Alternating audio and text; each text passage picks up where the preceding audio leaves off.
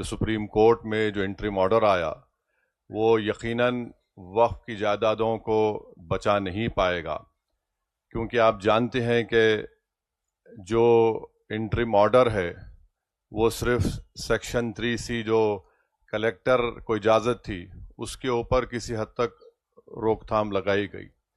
5 سال کا جو لزوم ہے کہ اس کو مسلمان ثابت ہونا، کورٹ نے کہا کہ رول بنائے جائیں، تو وہ ایک کنڈیشنل سٹے ہے۔ ایسا رول بنایا جائے گا کہ کوئی مسلمان جو ہے اپنی جائیداد کو وقف بھی نہیں کر پائے گا، اور سوال یہ اٹھے گا کہ کیا آپ مسلمان ہے یا نہیں۔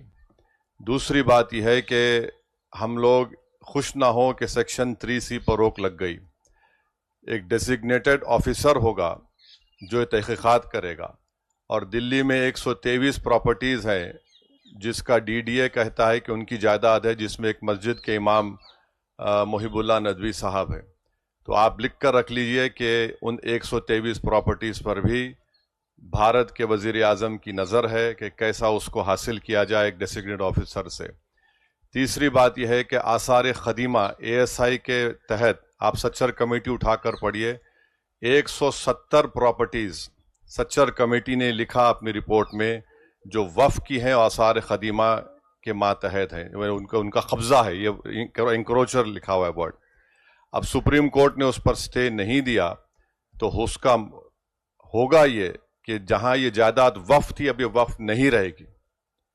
ASI اس کو کنٹرول کرے گا، اور اس کا اثر آپ دیکھیں گے سنبھل کی مسجد کے کیس پر پڑنے والا ہے، اور جو موجودہ درگاہیں، خانقاہیں، مساجد پروٹیکٹڈ مونیومنٹ ہے ASI میں، ہو سکتا ہے کہ شرارت کرے وہاں پر کہ آپ صرف جمعے کی نماز پڑھیے یا عرس مت کریے، عمارت فلاں ہے، ایسی ہے۔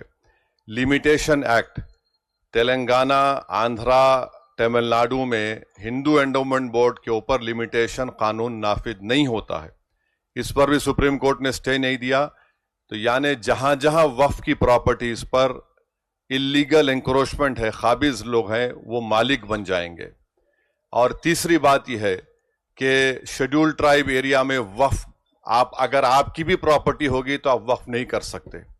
یہ بتائیے کیسا ہوگا یہ؟ اگر کوئی مسلمان قانونی طور پر شیڈول ٹرائب ہو سکتا ہے تو جائیداد اگر اس کی ہے اور وقف نہیں کرے گا تو کیا یہ آرٹیکل 14 بولیے، آرٹیکل 15 بولیے، 26 بولیے، 29 بولیے، اس کا وائلیشن نہیں ہے؟ وقف الاولاد کے بارے میں ہم بات نہیں کر رہے ہیں۔ اگر کوئی وقف الاولاد کرنا چاہتا ہے تو بھارت کے وزیر اعظم کو مسلم بیٹیوں سے اتنی محبت ہے کہ ان میں اتنی ہمت نہیں ہے کہ بلخیس بانو کو بلا کر مل سکے، مگر وہ کہہ دیے کہ آپ اپنی جائیداد کو بچیوں کا حق مار کر وقف نہیں کر سکتے۔ دوسرے دھرم میں آپ اپنی پوری جائیداد کو اپنے بھگوان یا اپنی آستھا کی بنیاد پر دے سکتے، مگر یہاں پر یہ قانون بنا دیا گیا۔ افسوس یہ ہے کہ سپریم کورٹ نے اس پر بھی سٹے نہیں دیا، تو وقف الاولاد بھی نہیں ہوگا۔ اور وقف ایویکیو پراپرٹیز ہیں جو ویسٹرن UP میں، چندی گڑھ میں، پنجاب ہریانہ زیادہ ہے، اب اس کا مالک کلیکٹر بن گیا۔ اور یہ مت سمجھیے کہ کلیکٹر سروے کرے گا۔